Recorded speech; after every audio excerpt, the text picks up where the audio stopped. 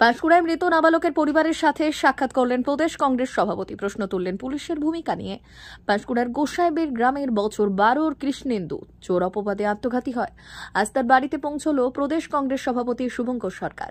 শোকার্ত পরিবারের সাথে দেখা করেন এবং সর্বতোভাবে শোকার্ত পরিবারের পাশে থাকার আশ্বাস দেন।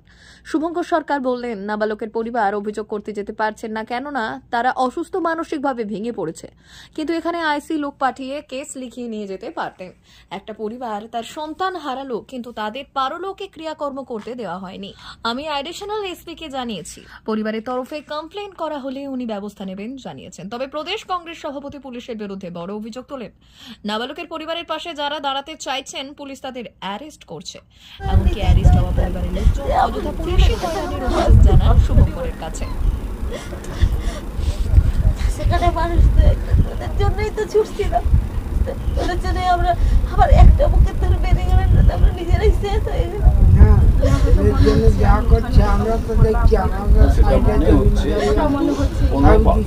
আপনাকে আজ বলি যে একটা থানার দায়িত্ব কি, থানার দায়িত্ব যদি কোনো, কালকেও প্রধান এসেছিলেন, ওনাদের বাড়ি থেকে বলল, আমি তাই অভিনন্দন জানিয়েছিলাম প্রধানাকে, যিনি এনার এই পরিবারের পাশে আছেন। আমি নিশ্চয়ই খুব খুশি যে প্রধানা তিনি এসে ওনাদের সঙ্গে কথা বলে গেছেন। তাই তো আমি বললাম প্রশাসন ওদের পাশে থাকবে, এটাই তো স্বাভাবিক। আজ উচিত কি ছিল, আইসির আশা, আইসির এসে ওনার কাছ থেকে কমপ্লেন বুক নিয়ে এসে ওনার থেকে কমপ্লেন নিয়ে যাওয়া, খোঁজ নেওয়া। একটা পরিবার তার সন্তানকে হারিয়ে ফেললো, এর থেকে বড় কি জিনিস হতে পারে বলুন তো? স্বর্গরাজ্য কোনটা, রামরাজ্য কোনটা? এবার আপনি আমাকে বলুন, তমলুকে এই ঘটনা ঘটলো, তারপরে আইসি সেদিন নয় বডি পুড়িয়ে দিলেন। বডি পোড়ানোর সময় কি বলেছেন? আমি 5 মিনিট সময় দিচ্ছি। তাদের যে রিচুয়াল, যে প্রসেস, আমাদের যে হিন্দুরা মারা গেলে, মুসলমানরা মারা গেলে, যে সম্প্রদায়ের মানুষ মারা যান, তাদের একটা নিয়ম কানুন আছে। সেই নিয়ম কানুনও পর্যন্ত মানতে দেননি, তাদের দুঃখ থেকে যায়। উনি বলেছেন নদীতে ভাসিয়ে দেবো, নাহলে মর্গে পাঠিয়ে দেবো। এত জুলুমবাজির কি আছে? দেখছেন তো নিরীহ। এটা যদি খুব উচ্চবিত্ত কোনো মানুষ হতেন, পারতেন করতে, গরিব খেটে খায়। পুলিশের তরফে জানানো হয়েছে যে সময় বিক্ষোভ চলছিল সেই সময় ওই যে বডি ছিল তার বাবা মা ছিল না, সেক্ষেত্রে পুলিশকে এরকম হুমকি দিতে হয়েছিল বাধ্য হয়ে। তার বাবা মাকে তো জোগাড় করে নিয়ে এসে বিষয়টাকে তো দেখা দরকার ছিল। তারপর থেকে কেন পুলিশ এই বাড়িতে আসেনি? আপনারা দেখেছেন, আপনাদের কাছে তো খবর হতো। কবে ঘটনা ঘটেছে, তারপরে আজ পর্যন্ত পুলিশ আসেনি কেন ওই বাড়িতে? আমাকে 1 মিনিট চুপ করুন।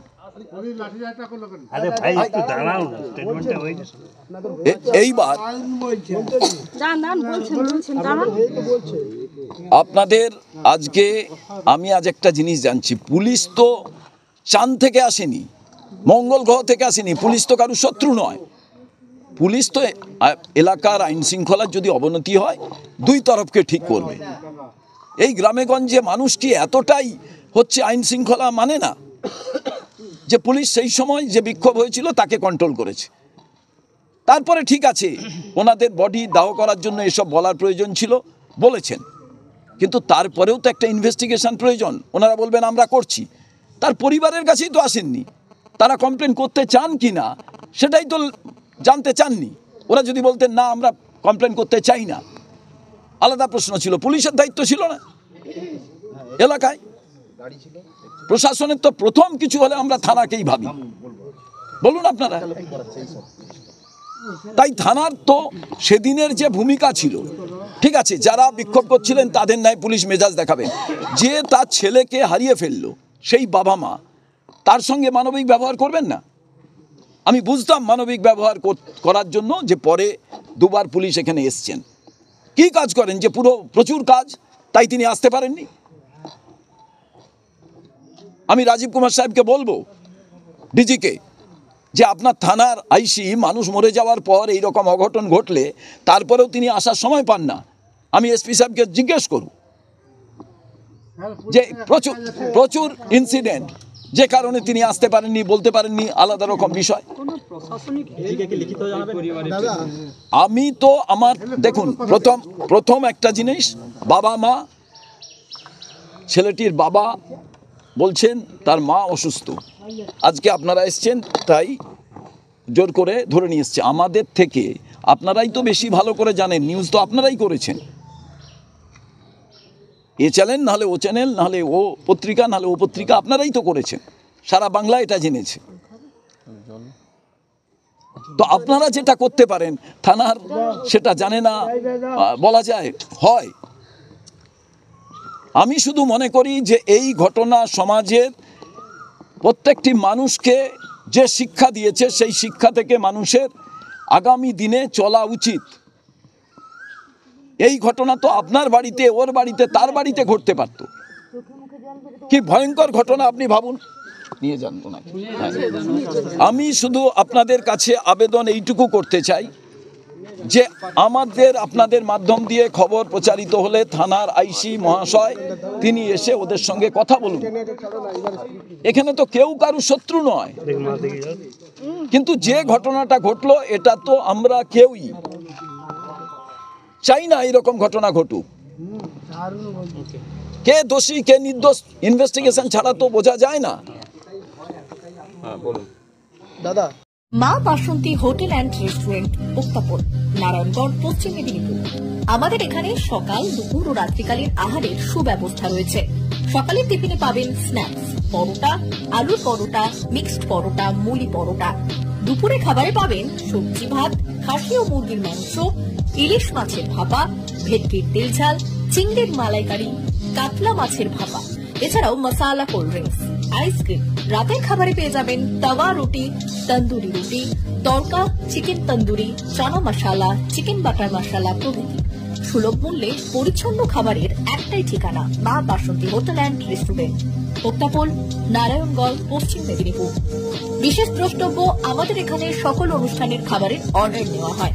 এখানে পেয়ে যাবেন মা বাসন্তী মিষ্টান্ন ভান্ডার থেকে বিভিন্ন মিষ্টি। অনুষ্ঠানের জন্য মিষ্টি পাওয়া যায়। এছাড়াও কেক, নামি দামি কোম্পানির চকলেট পেতে চলে আসুন আমাদের দোকানে। প্রোপাইটার ঝন্টুগিরি। যোগাযোগ 9732543245। 399 hotel and restaurant, Narayangarh bypass, পশ্চিম মেদিনীপুর। আমাদের এখানে সকাল, দুপুর ও রাত্রিকালীন আহারের সুব্যবস্থা রয়েছে। সকালের টিফিনে পাবেন স্ন্যাক্স, পরোটা, আলুর paratha, bread omelette, bread toast, dosa, idli, sambar vada সহ অন্যান্য আইটেম।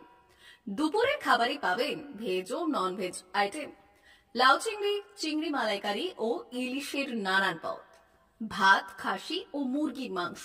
রাতের খাবারে থাকছে একাধিক ইন্ডিয়ান ও নন ইন্ডিয়ান সুস্বাদু ও সুস্বাস্থ্যকর খাবার।